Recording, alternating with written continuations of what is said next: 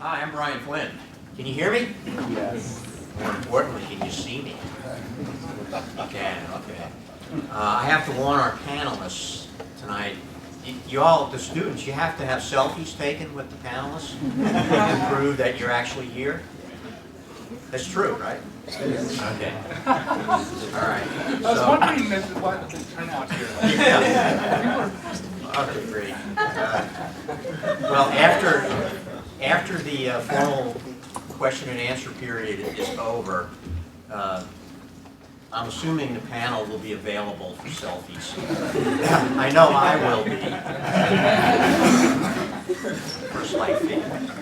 Okay, down to business. First of all, I want to thank the University of Texas for providing us with this facility.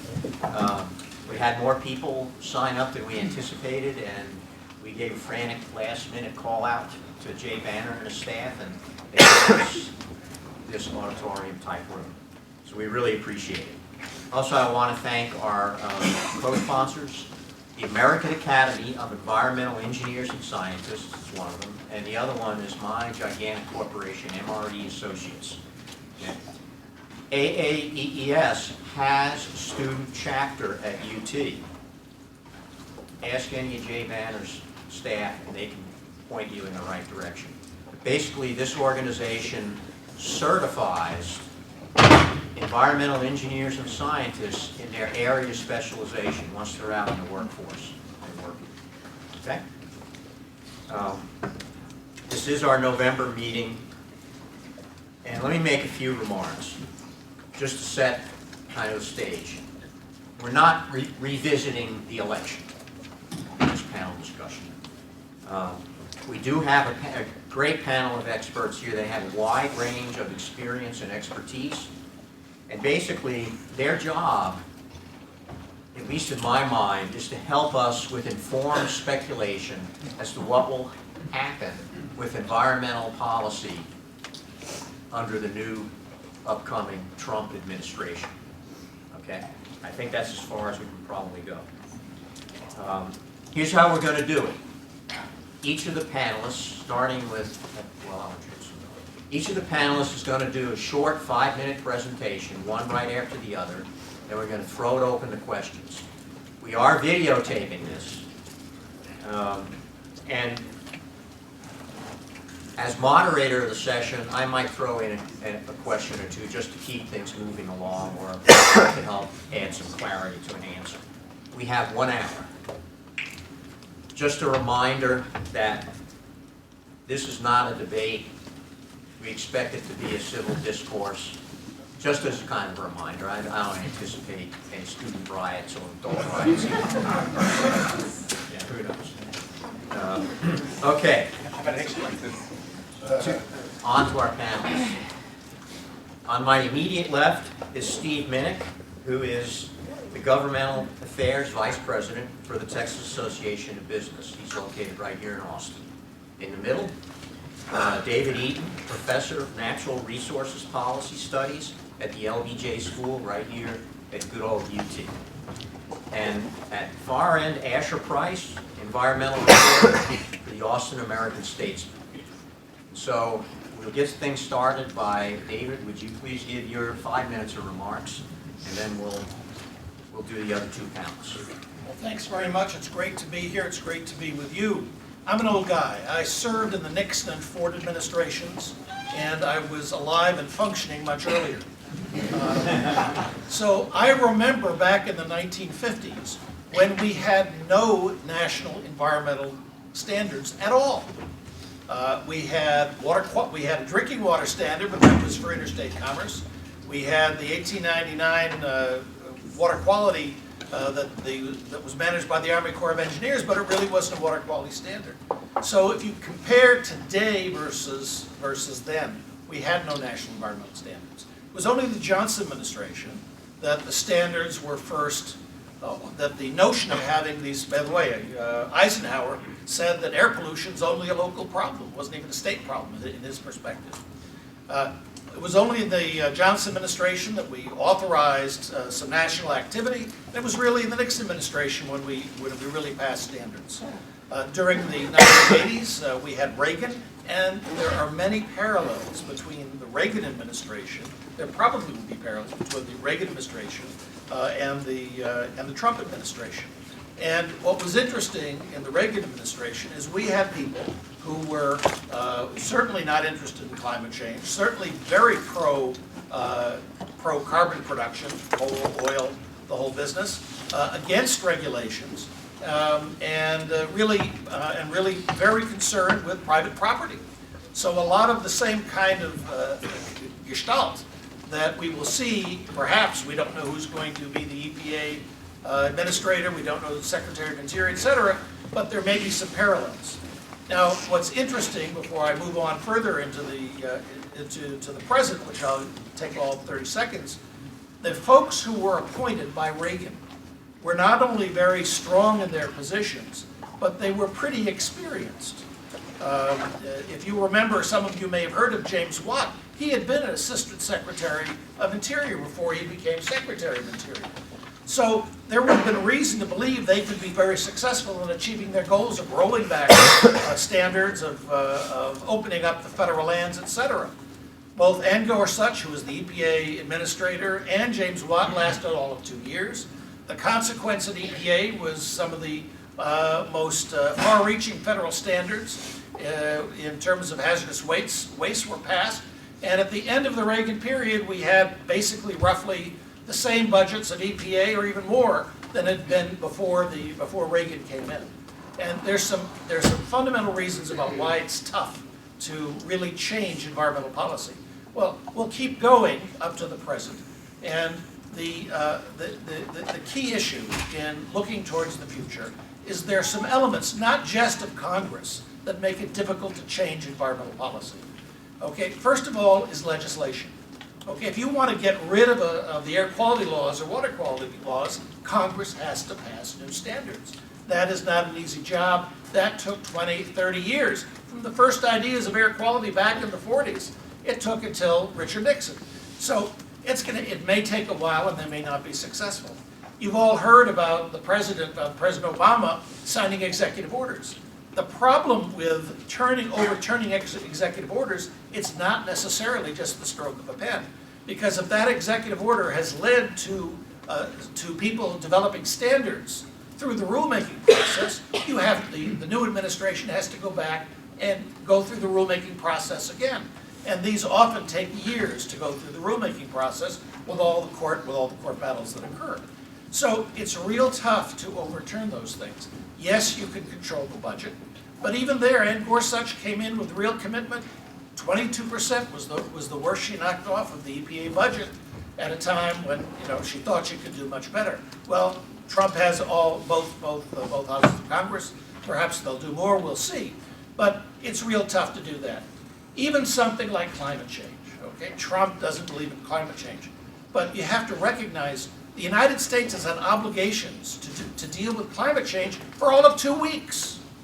That's when the Paris Agreement went into effect. When it went into effect, rolling back that agreement, the Paris Agreement, is going to take years as well because there's steps you have to take. So I don't know who the head of EPA is going to be. I don't know who the head of the Interior, Agriculture, all those things. But it's real tough to make significant changes without time. And one of the things that we saw with Watt and Gorsuch, they got themselves in trouble by some of the things that they did. They lasted 2 years, and things changed. So I guess we have to basically say we really don't know what's going to happen. But Ed Ebell, who's the chief of the transition team for the environment and energy, and Harold Hamm, who's expected to be dealing with energy, they have less experience with the federal government than either Watt or Gorsuch. So it's going to be interesting to see what happens. That's it. David, thank you. Steve Minick. Obviously, our topic tonight is to figure out what is Donald Trump going to do as president as it relates to environmental regulation. I don't know. At this point, we're not even sure who's been making the decisions. The transition team seems to change every day. I don't have any direct pipeline into the transition committee. I've listened to Mr. Ebo talk before. I've never met him personally. The honest answer is we don't really know what he's going to do. if they're just projecting forward, if his folks are sitting down thinking about what is the low-hanging fruit, what is the harder task, what is the long-range plan, I'm assuming they're looking at regulations that have been proposed, that are in the mill, that have not yet been formally adopted yet. That's probably going to be the low-hanging fruit where they go first, because they have no obligation to continue with those projects. They just stop them, or modify them in midstream if that's what they wish to do. Personally, I believe the Obama administration made a terrible mistake in abusing the executive privilege, executive orders, in order to implement things as far as environmental regulation that Congress did not say grace on. That comes back to bite you at some point, because you've now set a precedent for how sweeping those executive orders can be. When Obama took office, we had just adopted a brand new ozone standard. What was the first thing EPA did? They rescinded that standard, started the process over, reviewed it again, came up with a lower standard. Even though we had just gone through the long, tortuous process of justifying the 75 part per billion standard. I do know that I've talked to some people who are trying to get some input into the committee looking at this issue in terms of how dangerous that is. If you're going to criticize one administration for abusing executive privilege, if you turn around and overturn everything they did through executive order, you're kind of playing the same game. So I think they need to be very careful about that. Pick your matches. Pick your significant wins and losses. I agree. You can't take a rule that's been adopted under the Administrative Procedures Act and just overturn it. I think you create a real problem and again, very dangerous precedent when you do that. On the other hand, the state of Texas, other states, many people have sued EPA, as well as the environmental community has sued EPA over some of their pending regulations. I believe you're going to see a lot of offers to settle those lawsuits. Just reach some middle ground and just make them go away. What the result of all that's going to be, I can't tell you. When you begin to look at a long-range plan, because I'm sure he thinks he's going to be there for a while, there's some fundamental things we need to change. We need to completely scrap the Clean Air Act and start over. The Clean Air Act no longer meets the reality of the world we live in today. It is thousands of pages long. It is almost impossible to comply with in the world we live in today. We need to start over. It needs to be based on technology. It needs to be based on the realities of different regional, local realities. That's not to say that we should back off of the standards that the Clean Air Act tries to enforce, but there is a far simpler, far cheaper, far more straightforward way to get into compliance with air quality standards than the extremely convoluted, overly complex statute we have today. I know that there's going to be a lot more focus on what science is. I personally tend to believe that we have sort of abandoned the definitions of quality science in making decisions about environmental standards today. And my belief is that needs to change. That doesn't mean we abandon science. It means we start focusing on what is better science, more realistic science, more defensible science, and setting standards and looking at what the true costs and benefits of environmental regulations are. And I think the administration is going to focus on that. I certainly hope they do. That's my sort of optimistic hope that they focus not on just wiping things out they don't like, but changing changing what we have now to focus on what's really scientifically defensible and what's not. I think there are a lot of environmental risks out there we ignore completely because they're not popular. We're focused so much on air quality that we sometimes forget water quality issues that are, quite frankly, in my opinion, are far more relevant to public health issues today than some of the other issues are. So what's he going to do? I don't know. I can't even tell you who's going to make the decision. I do know there's a lot of rumors flying around about who's going to be the EPA administrator, who the regional administrator is going to be. There's been some suggestion that it may have a more Texas-centric focus than we might have thought before. We'll see how that plays out. But as far as my organization having any input into the process, we're looking at something that's efficient. It doesn't do business and industry any good. Put something in place, and a year later, fundamentally change it again unless you've got a real endpoint that's actually beneficial. So my hope is we take the low-hanging fruit, address those, what needs to change about them to be more effective, more sensitive to the needs of businesses and not just employers, but employees as well. If you look at Trump's campaign rhetoric, a lot of it was that. It was campaign rhetoric. He was appealing to the workers. He was appealing to those people who may not be profiting economically very well right now. That was the campaign. How that translates into what he does once the people who have some experience actually sit down with him and say, well, here's how we really need to do this. It's going to be, I agree, fascinating and interesting to watch. I wish I could tell you what it's going to look like, but I just don't know. Thank you. Go ahead. Asher Price, Well, Boston American Statesman. thanks for having me, Brian, and the association. And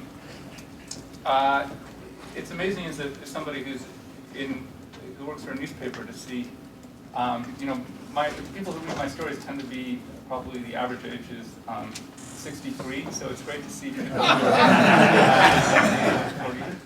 And actually, you know, I know Brian and some members of the association think a lot about STEM stuff and getting, this makes me sound like an old person, young people involved in STEM stuff, so it's great to see people who are, you know, engaged in these issues out here tonight. I'd like to start actually with a quick thought experiment, because part of my job as a newspaper person is just to kind of get the feel of the person I'm talking to or the people I'm talking to. And you're allowed to abstain from this experiment, but I'd like everybody here, apart from the panelists, maybe Brian, to close their eyes. And close your eyes now. And if you don't mind, it is the part you can abstain from, raise your hands if you were pleased with the outcome of the presidential election. Okay, and now, everybody put their hands down now. Raise your hands if you were displeased by the outcome of the presidential election. All right, you can all put your hands down. Okay, you can open your eyes. So I'm a reporter at the American Statesman. I write about energy and environmental issues. I'm not an expert by training. I'm an English major, probably about as far as you can get from kind of the engineering and scientific questions that are at play here. But one of my jobs is to make these issues about environmental policy and energy regulation accessible to my readers. And often that could just be, you know, a 15-year-old reading the newspaper over a bowl of cereal before running off to high school in the morning. If there are such 15-year-olds anymore, I don't even know. So, yeah, right. So one of the questions is these sorts of things that we've been talking about today. How does it matter to you collectively? You know, how do these things affect you? And I actually think, in some ways, these issues about what a Trump administration, what the consequences will be for environmental policy, will actually have quite little effect on our day-to-day lives. You know, in Austin, there's now a plastic bag ordinance where, as you know, if you go shopping, you'll be charged if you go to H-E-B and you take one of their plastic bags instead of bringing one of your own. The Trump administration is going to have nothing to do with that. Okay, so if Donald Trump thinks that ordinance is a load of garbage and we should get rid of it, the federal government will have nothing to do with that. That's an interaction between the city of Austin and its citizens, and possibly the state legislature. Legislature of Texas, as local control minded as it might be, might think that this is some kind of hindrance on business, an invasion of personal choice. It may say that this local ordinance shouldn't stand, but that has nothing to do with the federal government. Likewise, in Austin, we have rules about cutting down of trees. If a tree is, you know, more than this big around, and you buy a house on that property, your parents buy a house, and you want to cut down that tree, there might be some rules about whether you can cut it down or not. Again, Donald Trump has come into office. The things we're talking about today really don't have anything to do with those sorts of rules, the kind of day-to-day rules we play by. You might think that a peeling back of oil and gas regulation would have consequences for if you want to fill your car with gasoline, what the price is at the meter. Yet we have a president right now who, by some lights, has ramped up oil and gas regulations, but gasoline is quite cheap. So it's hard to map in any real way the consequence on a federal, national level to the kind of day-to-day lives that we'll be living.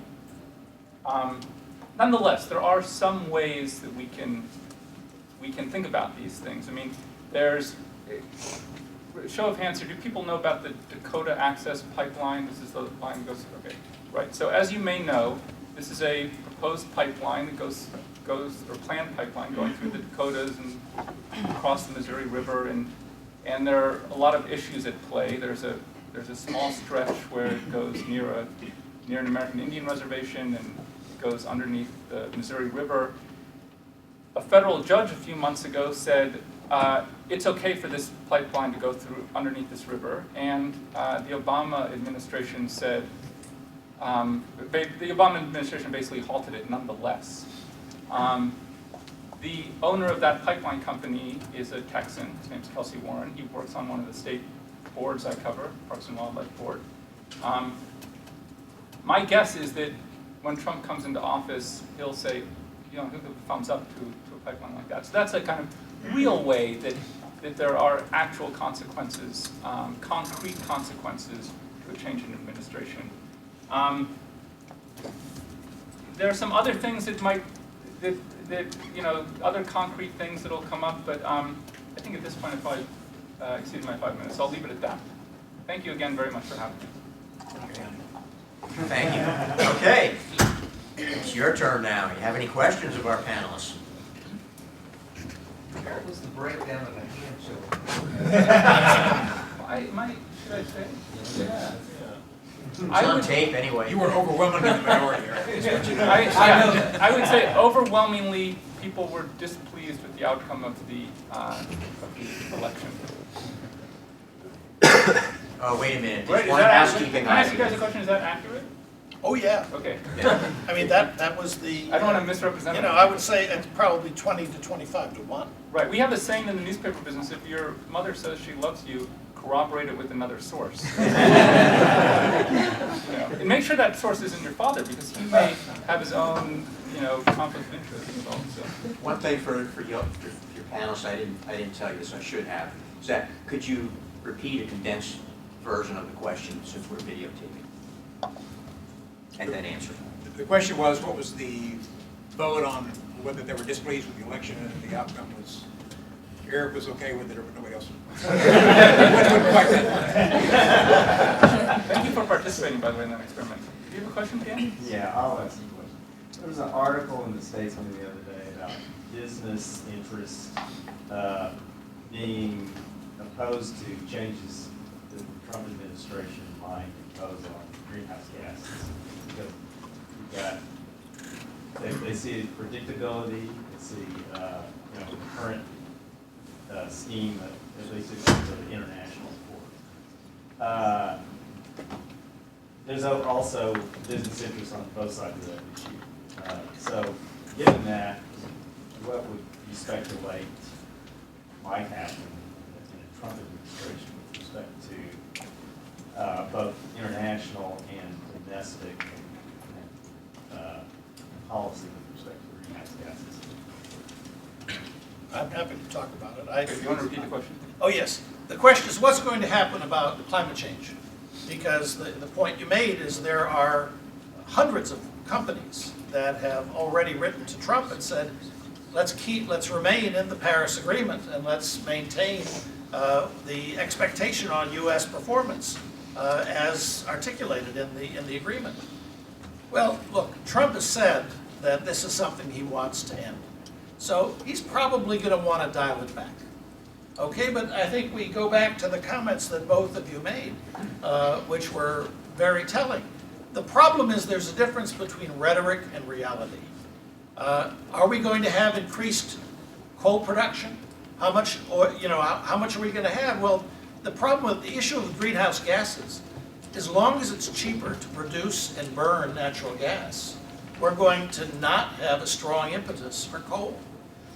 We are, right now, under the agreement that exists in Paris, the federal government isn't compelling the American people to change behavior. They, in effect, have put it on industry. And a lot of the industrial activities are going to respond to market forces. So if the market forces encourage coal production, encourage greenhouse gas production, that's fine. But if the market forces don't, we'll continue to have a reduction in the greenhouse gases produced. So to some degree, I mean, some people would even argue that it's even immaterial whether we're in or we're out. Well, it would make a difference. But market forces would be the thing. Even if we're in, you have to remember. I'm going to go back to 1992, to the agreement in Kyoto. Almost all of the countries who are signatories to the Kyoto Accord violated their own agreements, and those were legal agreements. Why? Because economic conditions, except for Russia and the former Soviet Union, where they had an economic collapse, the conditions led to increased greenhouse gas production. So a lot of it does have to do with economic issues, global economic issues, which are more of an influence on industry than rhetoric. I would add that market forces are going to drive this. If we were having this discussion when natural gas was $10 an MCF, it'd be a totally different discussion. Now it's $2 and something an MCF. And we just discovered another 22 billion gallons or barrels of oil in West Texas and all the natural gas liquids and natural gas that goes along with it. So on the supply side, I don't think we're going to see $10 an MCF in gas for a long, long time. That's a boon to our chemical production facilities. It's a boon to our trade balance. It's a boon to good jobs in Texas. But at the same time, if natural gas is going to, as a result of market forces, with some distortions for renewables, if it continues to be the fuel of choice for electric production, we may very well reach the goals that those accords would request on a totally voluntary, totally free market basis. And if that's the case, then I guess Trump gets to have his cake and eat it too. He can say, we're not going to play with it, the heck with you guys, and then come back 5 years later and say, well, guess what, we got there anyway, so we didn't need you. That may very well be the outcome. If you look at demand response programs in Texas today, some of which were put in place by our legislature, voluntary free market programs, we're reducing electric consumption in this state more than the target that we would have to meet under the Clean Power Plan. We're on track to meet that already. So why go through the machinations of a burdensome regulation that's going to increase the cost of electricity if we're already doing it through other mechanisms? And I think that's what he's going to look at. Is the timing's not perfect. I mean, obviously he would prefer to have a track record of making more progress now, so he can say we've been doing this for 10 years, not 1 or 2 years. But I do think it's kind of a game of, all right, let's take track and see where we are, what progress are we making. If we're actually making the progress, then you can afford to sort of be the, well, I told you so, and we're not going to do that. We're going to do what we're doing. What we're doing actually works better. So we'll just have to see. I would just add one small thing, which is that I think you'll see, industry isn't monolithic. Different kinds of industries have different interests. So you might see, for example, coal mining companies be more opposed to climate rules than natural gas companies, which are, thought are natural emissions from natural gas-fired plants are not as harmful environmentally as coal-fired power plants. And to me, as a reporter, that kind of competition is interesting. Some years ago, the Sierra Club's Beyond Coal campaign, in our newspaper and others, had photographs of kids with smudged faces, and the idea was that coal was dirtying and polluting their lives. And it turned out that a lot of the money for that advertising for the Beyond Coal campaign was coming from natural gas companies that were partnering with Sierra Club. And so those kinds of odd bedfellow stories are interesting to me. The old adage, follow the money. Yeah. But if the price of natural gas goes up and it increases the cost of electricity, remember, it also increases the cost of feedstocks for a multi-billion-dollar chemical industry in the state, which is the largest in the country. So you're always weighing the effect of market forces on the economy. It constantly changes, and people's interest constantly changes as it does that. The gentleman in the middle here in the olive shirt. Me. So my question is for people that really do research papers and studies about environmental impacts. Are we going to see a downturn in that matter, in terms of fundings, knowing that Trump really thinks climate change is a hoax? I think, well, I'm going to jump and grab this one. I mean, that's a great question, and that's something I think I hadn't thought about, but I'd like to track as a reporter going forward. It'll be interesting if UT scientists write to me and say, you know, I've had a great relationship with the Department of Energy or whatever, the National Science Foundation for a number of years, and I've gotten grants, and suddenly these are all drying up. And if I start seeing a pattern of it, that could be an interesting story. But I don't know, you know, again, as Steve said, who the hell knows what, I don't think Trump cares about the environment. And by that, I don't mean necessarily he hates trees. Who knows? I just mean on the list of things that he thinks about, I don't think environmental issues are something he cares about. So it's not something he thinks about. So this goes back also to the, you know, people he assembles around him. So if you look, there are a lot of members of Congress who are very frustrated over what they perceive to be a lack of scientific transparency, if you will. I would challenge any of you, if you're interested in the subject, go and read EPA's proposed rule on the new ozone standard. You better do it in the summertime, because while you're studying, you're not going to have time to read it. Go read one of the rules on the mercury air toxics rule, or any of the other major initiatives that EPA has undertaken. You will find the answer to whether that rule was scientifically justified buried in anywhere from 3,000 to 15,000 pages of text. No one has the time, who has to earn a living or go to school or has any other social or professional obligations, has the time to even read the rule. And so Congress is getting very, very frustrated with the fact that EPA says, here's a rule, it's justified, and here's the explanation. Well, I would just add to that, I mean, I think, and Steve mentioned earlier, you know, that this could be a more science-focused administration. And I think one of the kind of interesting dynamics that's going to be playing out is what does science-focused mean? Because, of course, in the last 4 to 8 years under the Obama administration, the idea has been that this has been a more science-focused administration that you know, looks at the cold-eyed reality of climate change and so on and so forth, and yet there are business interests who are saying, no, this is going to be really the science-focused administration. You know, so that'll be something, again, as a journalist, that I'll be following how that plays out. I agree. It will be interesting to see. Are we going to focus on real science? Are we going to improve the transparency? Are we going to improve the criteria for statistical significance and what we use to demonstrate whether something is health protective or not? That's what we'll be waiting to see if it comes out of that. Well, I'm going to have a slight difference because I've been involved in the standard setting process for many years. Okay, first, in terms of the environmental impact statements, we can expect to see environmental impact statements for all federal actions. That's established since 1970. That's not going to be flipped very easily unless Congress passes a new bill. But the issue with science is, the fundamental problem is that the scientific proof for any standard is very thin. Okay, we approve. Drinking water standards are the best research standards that we have tied to health. But if you go and you read the National Academy of Sciences reports, this is vetted by the National Academy of Sciences and Engineering. The numbers of studies that actually justify the nitrate standards or the lead standards or any of the standards, they're thin. Okay, so to be able to demonstrate beyond a reasonable doubt is not going to be possible for any of the standards.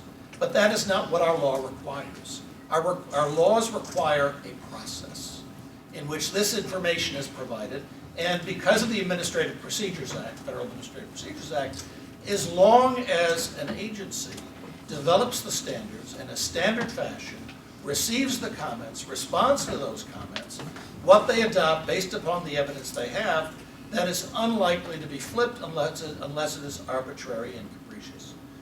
In effect, I'm arguing that it's very tough to have true science behind any of the standards. They will be administratively adopted.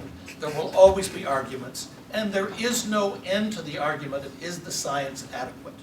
Okay, you go with the science you have an administrative process, and you have the courts to make a judgment whether it's arbitrary and capricious. Okay, can we have another question?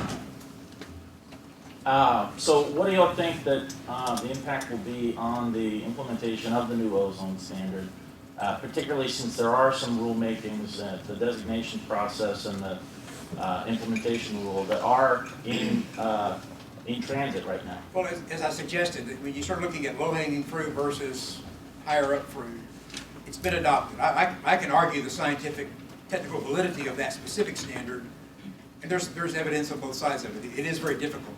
We don't want to go out and expose a bunch of people to ozone and see if they die or not. EPA actually tried that. They didn't, but that's a whole other argument. I think we're going to be living with the ozone standard for a while. We have an obligation to comply with it. It's not going away anytime soon. What I think can change, though, is EPA's willingness to look at providing flexibility and looking at the practicability of how do you comply with it. The reality is EPA adopted a 70 part per billion ozone standard, and they don't have a clue how we're supposed to comply with it. They can't give you a list of control measures. They can't suggest exactly what's going to work. It's not like, here's the standard, here's the tools, it's up to you to go apply them, regardless of how difficult it is to apply them. They don't know. And so, at some point, EPA has got to have some flexibility, because people have sued EPA over that ozone standard. I don't think they want to be in the DC Circuit Court saying, well, we believe the standard is absolutely critically scientifically viable, but no, we don't know how to comply with it. I don't think that's an argument they want to be making. So I think there's going to be some negotiations, some push and shove on that in terms of, all right, here's the standard. Now give us some flexibility in terms of how we actually have to meet the standard. One of the issues is we have a lot of ozone coming in from out of state. We can't control no matter what we do. Where does it come from? A lot of it's coming from China. Ironically, we, either through market forces or through regulation, we shut down coal industries in this state. We stopped producing electricity with coal. What happens? On the international market, that makes coal cheaper, which incentivizes China to continue to burn more of it. And what happens? We get the ozone from the China coal plants coming in across California, across the Pacific, now affecting Texas. So, you know, the old adage in environmental law, everything's connected to everything. Well, that's a perfect example of how it is. Are we going to get the ability to take credit for the fact that we can't control the ozone from China, or even from California for that matter? We don't know. We're looking at talking to EPA about providing that kind of flexibility.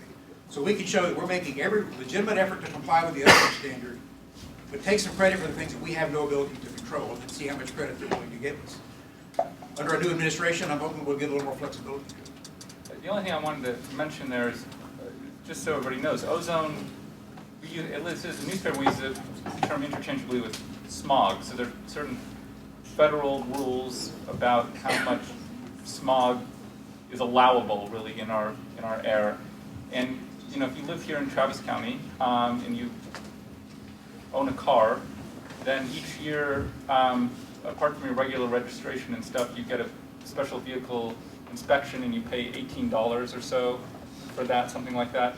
That's true in Travis County and some other counties in Texas, but most don't have that, and that's because we're trying to, in Travis County, it's part of a deal to try to tamp down smog in the county. So I'm just trying to bring home what it is that these guys are, you know, you all may know what ozone is, but just so you understand that's the way it affects us. We have a long tradition in the United States of flexibility in administration of our environmental laws. And that's certainly an option. I think you're right, absolutely right about those things that have not been, that are still in court. There's going to be some settlements that go on. But providing flexibility is a smart way of doing it. You know, sometimes the administrations lose their way in recognizing that to get people to voluntarily accommodate a standard by administering in a smart way may be more effective than having everybody fight in court. Yes. Yeah, we talk about industry, but you finally gotten around to where much of the problem, and maybe one of the places that you're going to see some drastic changes is on the automobile mileage, because where Trump was strong was in the automotive area. You're not going to have automotive companies signing up until some flexibility is brought in that arena. And that's the problem with ozone and all of your The reality is, we pretty much wringed out of all industrial sources what ozone reduction we can make. Those that are left are planes, trains, and automobiles. It's mobile sources. It's trucks, the cars you drive, the trucks you drive, boats, planes, industrial sources, equipment, heavy equipment, construction equipment. That's where the ozone's coming from today that we have the ability to control. But Texas as a state has no legal authority to tell GM or Ford or Dodge, you have to make cleaner vehicles. That's only the federal government can do that in the state of California through a pre-existing condition of the Clean Air Act. So the state of Texas, each of you probably don't realize it, each of you actually funds the clean air programs in the state of Texas. Every time you get your vehicles inspected, you're actually paying out of your pocket for a fund that actually goes into voluntary grants, programs, and incentives to clean up the air in Texas. We, as a matter of fact, are urging the legislature, even in a budget deficit year, to increase that funding. Citizens in the state have paid over $1.3 billion that's sitting in the Treasury today that could go to clean air programs. And we're telling the legislature, please spend that money. It's your money, you paid it, so we expect you to get some benefit back from it in terms of getting the legislature to turn loose of it, even as they deal with other priorities like health and human services, and child protective services, and education. We also believe that those programs are important. We want to see them funded. You've given the state the money. We think they ought to be spending it. Let me kind of ask a follow-up question there. Maybe I've got this wrong, but there's a current law that requires an enormous amount of increase in fuel efficiency for American automobile industry. And doesn't it have a 2020 date where it's kind of revisited? I'm not sure what the cafe date is. Well, turn around a little bit. Look at the CAFE standards and say, is there a, just posit this, is there a way for a Trump administration basically to gut them? Is there a path for them to do that? Depending on how aggressive he wants to be, I'm assuming he doesn't assume he has any limits on what he wants to do. Procedurally, how you get there, I just don't know. But You'd have to repeal the law? If you have to go and deal with regulation, go through a rulemaking procedure, it's going to take a couple of years and maybe more because things are going to be challenged in court. And until the court decision is resolved, let alone trying to change the air quality legislation, you know, that's really a heavy lift because it is so complex. It's probably easier for Trump to find, I think you're absolutely right, low-hanging fruits and accommodation administration than try to do the heavy job of trying to, you know, retool entirely pieces of legislation or regulations. Just a comment, it would also validate all sorts of transportation studies that have been done as far as the acceptability of, you know, expanding I-10 or this or that, because they're all based. They all project into the future what the quality will be around the highway in 2020 when we have terminals of fleet. So. Plus the state plans have assumptions built into them about fuel efficiency in the future. So you have to throw all those in. So it's like a giant net. Every knot, there's something important there and you're dragging on. everything is connected to everything. Yeah. Yes. I have my own ideas about this, but I'd like to see what the panel would say. Do you think there's a disconnect between using good science and Trump administration? Sorry, what was the question? Is there a disconnect between using good science and Trump's administration? I don't know. I mean, tell me who the new EPA director is going to be, or the new EPA administrator. Tell me how is he going to, or she, how is he going to work with Lamar Smith and the other people in Congress who've been working on trying to establish more rigid standards for scientific validity? Is he going to defer to them because they've been working on it for years, or is he going to go in a completely different direction? I just don't know. I mean, I can't tell you. And there are things outside of that federal activity because you've got the National Academy of Sciences and Engineering. And typically the agencies, the administrative agencies, when they don't want to take the hit for the scientific basis, they will refer to the National Academy of Sciences to go ahead and compile the information, the best science that's available, and put it out. So you still have that vehicle of having the academies do those studies as a way of dealing with those issues. But you know, any agency, you know, the premise, you see, the premise of the question of science and standards is awkward because you don't have empirical proof beyond a reasonable doubt. You may not even have proof that would stand up in court as the weight of the evidence. It is an administrative process how we adopt standards. And the best science that's available is brought out and it's articulated. People make comments, there are responses that are made. All of that is in the public record. But it is fundamentally, it's an administrative process. And so I guess I'm not sure that it makes much of a difference whether people are believers in climate science or not believers in climate science. To some degree, it's definitely the economy, and it is those factors that are going to affect people's behavior that are really independent of people's preferences as to scientific facts. I want to mention one other point that I forgot to mention. In the 1950s, we did not have a set of state standards for all of these things. And as you all pointed out, we now have an integrated set of state standards for anything. So even if the federal government decides to do some things, we still have state standards. So it's very complex unless we're going to have rollbacks on both the federal and the state standards. You know, you mentioned water quality. Okay, well, we have surface water quality standards in Texas that differ from the federal standards. But, you know, for us to go through a rulemaking process, change the water quality standards in Texas, let alone the feds, this is a very long process, but others may disagree. The lady in magenta has been waiting to ask questions since the very beginning. Sorry. I feel like. So my question is really less about what Trump's going to do than how our industrial community is going to react to the Trump presidency.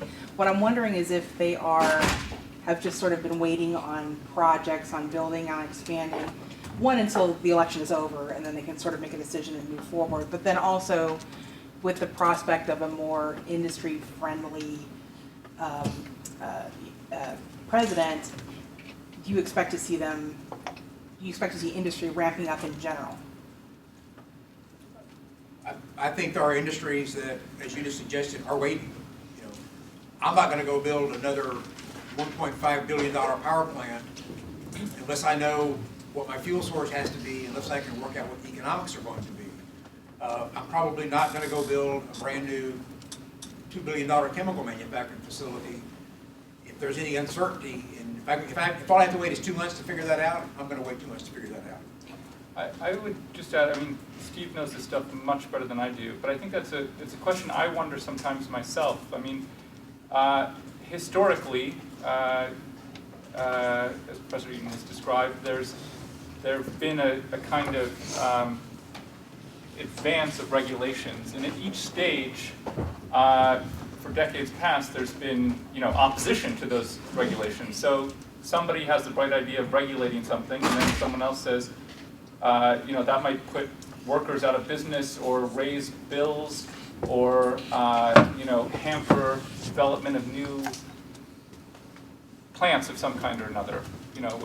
Going back to the catalytic converter in cars, I mean, or clean air rules or whatnot, and seatbelts. Seatbelts, right? So, well, like when seatbelts were proposed, car manufacturers probably said this is going to ruin us. Now, some of those regulations have been, more important than others or more useful than others, I guess. And it may be hard looking back. I'm sure someone has done this, but how much? Maybe seatbelts did depress the car industry, and it's only because of other things, like people still needed cars that would move forward. I don't know, but that's partly what your question gets at, is to what extent do these kinds of regulations harm economic development? To what extent over the last 8 years has have power plants not been built or certain refineries not gone online because of new regulations? An enterprising graduate student or undergrad here, I suppose, for a paper could think about that kind of thing. I will mention that in the Nixon administration, the tactic that we adopted to try and deal with regulations is we said, look, let's involve the industries. And we asked and gave money to all of the industries, one by one. And we said, we're fixing to get some water quality and air quality. What procedures are reasonable for us to adopt, and how should we administer this? And we got detailed reports about what the industries advocated for And in fact, the Nixon administration adopted that as the basis for the discharge limits. Okay, that was done in cooperation with industry. Now, one thing that I fault the previous administration, the Obama administration, is darn it, why didn't they go through a similar exercise with respect to greenhouse gases and other things to involve industry, so industry could say explicitly what they thought was reasonable. And by doing that, in effect, you're engaging industry and you're looking at low-hanging fruit.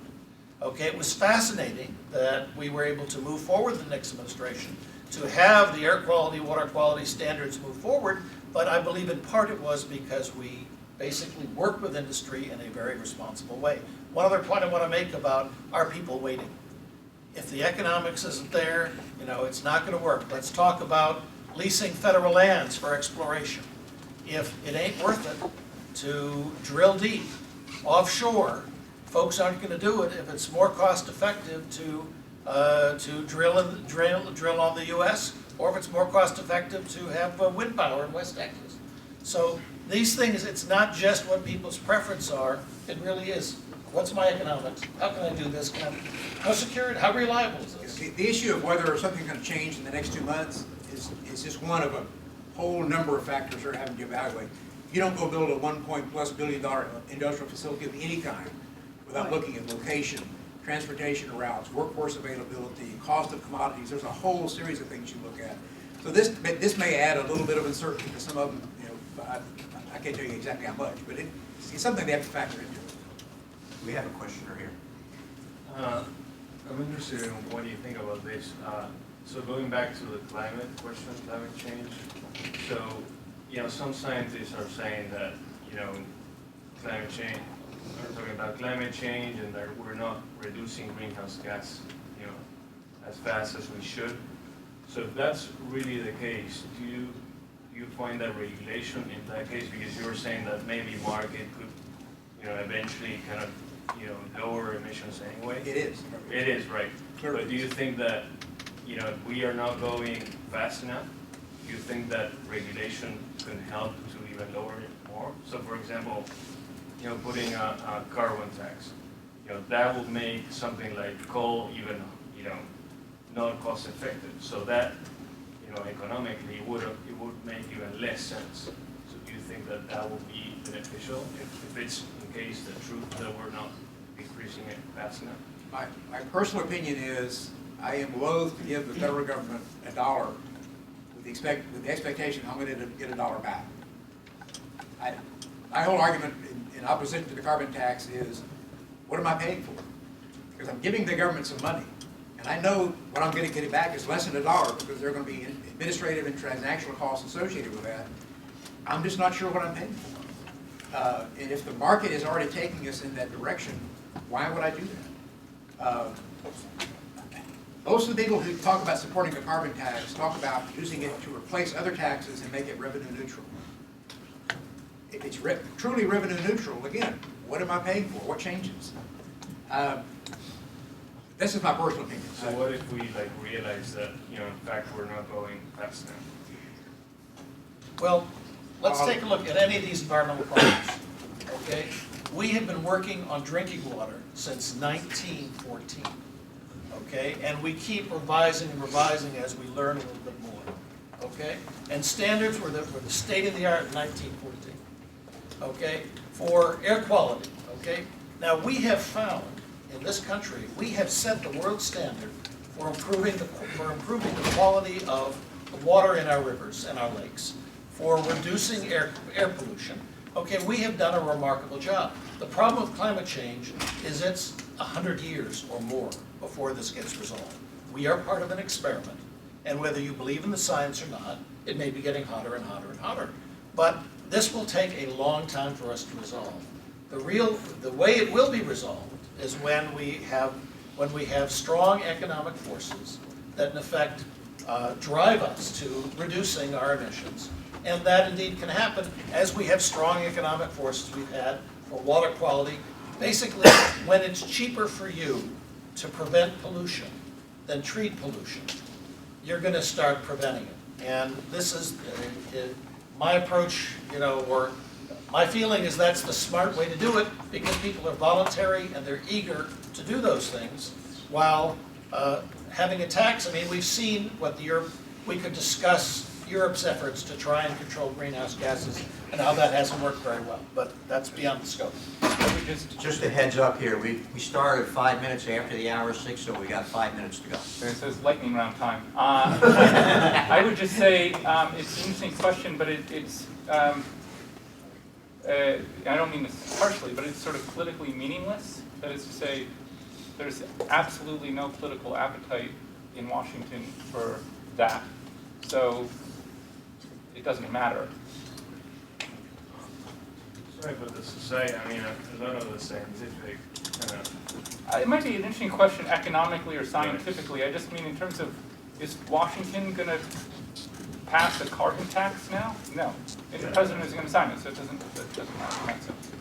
But I think it's... I do want to say, the interesting thing, I'll 30 seconds if I can do it, okay? Right now, if you take a look at the Kyoto Accords and the Paris Accords, why are the Paris Accords going to work a lot better? Because they're voluntary.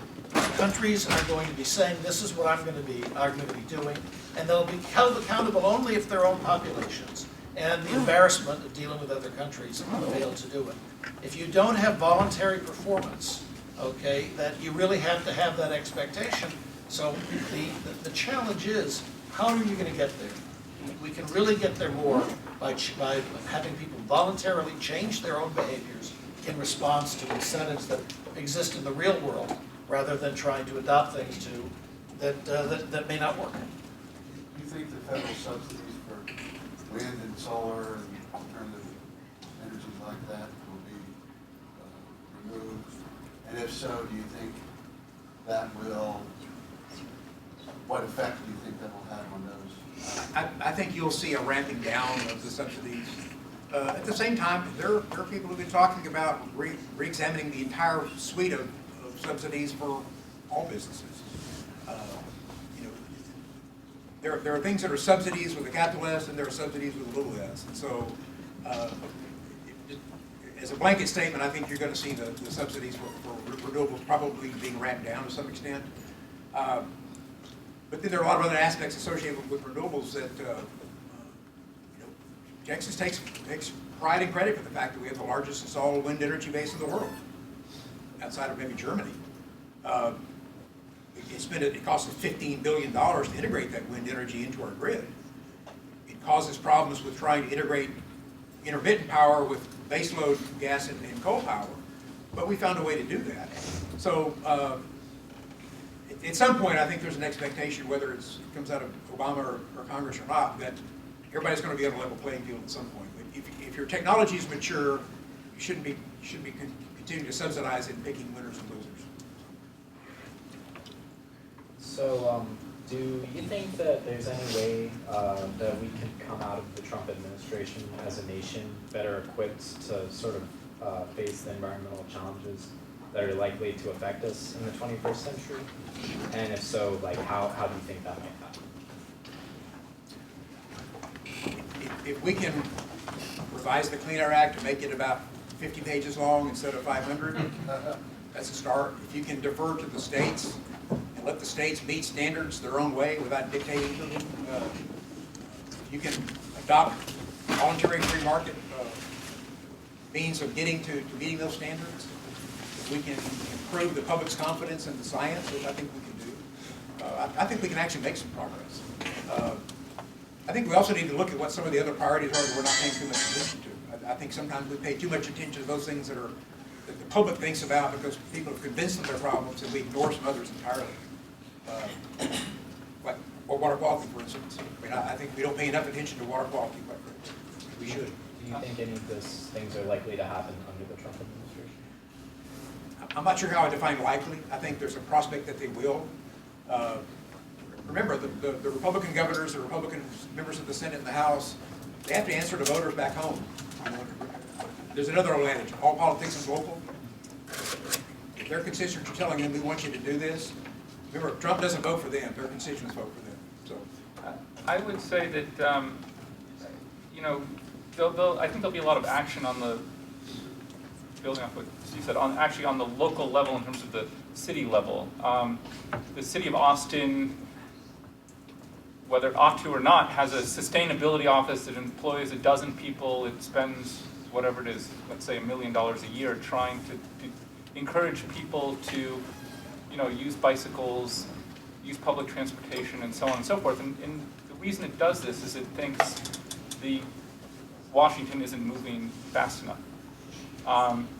I remember interviewing someone recently with the city of Austin. This was before the election. Everybody thought Hillary Clinton would win. And I thought, given that Clinton says that she's going to do these things, do you really need a local office of sustainability anymore? And I think, like everybody in this room, we're all surprised probably by the outcome of the election. So, assuming you think that, this is something that should concern people and that action should be taken, I'd say, look for it to continue on in places like Austin. If that makes sense. The answer to your question may depend upon how effective and patient the Trump administration administrative team becomes. The things that killed Watt and Gorsuch were they were so eager to have animal hides on the wall that they, in effect, undermined their own case, and the outcome was very different than they expected at the end of the presidency. So, it really depends on how, if folks can be smart and do things in ways, they can achieve their goals. But if they really want to have great PR, we'll see. It'll be interesting. Your question's a great one. One more question. Yes. How do you think Trump feels about companies like Tesla, who are very pro-American jobs, but very anti-coal and oil? Whoever answers it, can they repeat the question? The question was, how do you think Trump feels about Tesla, which is, an American company building American jobs, very anti-coal and anti-fossil fuels. I think Tesla's an interesting case. I don't think Tesla's a car company at all. Tesla's a battery company. Ultimately, you're going to see Tesla marketing grid-level storage for electricity, and they're just using the cars as a way to develop the technology. This is my own personal opinion. I think it's just a way to get there. Cars can only go 200 miles before they run out of power, and already not all that practical for people other than inner city drivers. Trump obviously made a huge, part of his whole campaign was focusing on the American worker. I mean, he beat Hillary Clinton up to pieces over her statement she was going to close down all the coal mines. Well, there's about 200,000 United Mine Workers. Guess what they all voted for? They didn't vote for Hillary Clinton. And if you've been to Eastern Kentucky or Eastern West Virginia, Eastern Tennessee, those people aren't excited about the prospect of being trained to install solar panels somewhere because they're not moving. Their families have been there for 8 generations. They're not going anywhere. So the prospect of them being retrained to do something else fell completely flat. And Trump picked up on that and said, I'm here about American workers. This is about bringing jobs back to the United States. How he does that is going to be a little bit dicey because I think once the people who are experts in free trade agreements sit down and talk about what the real impacts are, he's going to realize that there's a middle ground there somewhere that he has to be able to accommodate. But again, I think there is going to be a push, so some incentives. The easiest thing to do is lower the corporate tax rate from 35 to something much more practical that's nationally and internationally competitive. You'd be amazed at how many jobs you bring back to this country. So. I know that's not an environmental issue. Okay, one short question, if we could have one from the audience. Yes. What is the chance that there's continued expansion in the renewable energy sector in America? Well, if we do away with incentives that distort the market, it'll be completely market-driven. And so it becomes a factor of it's cheaper. I think you're eventually going to see a complete revolution within the electric retail sector because you have to figure out a way to actually price what you sell. Historically, you've got a big coal-fired power plant sitting there and maybe a natural gas peaking plant to take care of really cold days or really hot days. Remember, an electric system, every particle of electricity that goes in has to come out. It has to be constantly in balance.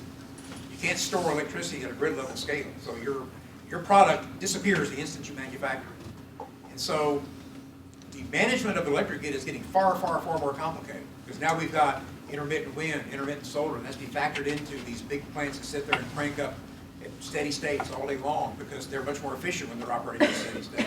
You try to turn a coal plant back on and off, the cost of operating go through the roof, and guess what? Your electric bills go up.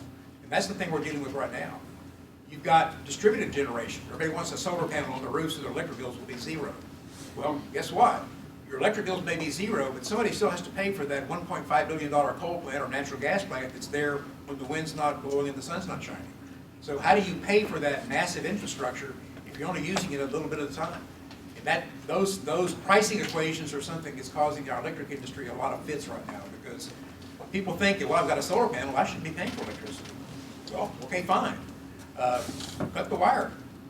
You don't need the grid then if you've got solar and wind, right? Well, no, you do need it, because there's going to be a day when the wind's not blowing and the sun's not shining, and then the public policy issue is, what is your fair share of paying for that coal plant or that natural gas plant that you only use for 15 hours a year?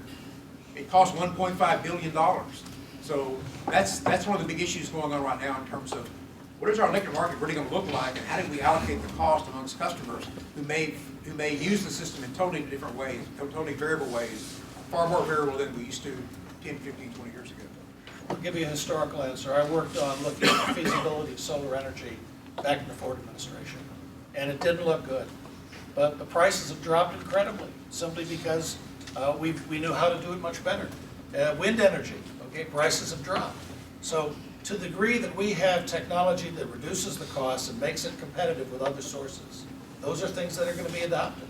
And these are things that, yes, having some incentives may make a difference, but there are pressures that are worldwide.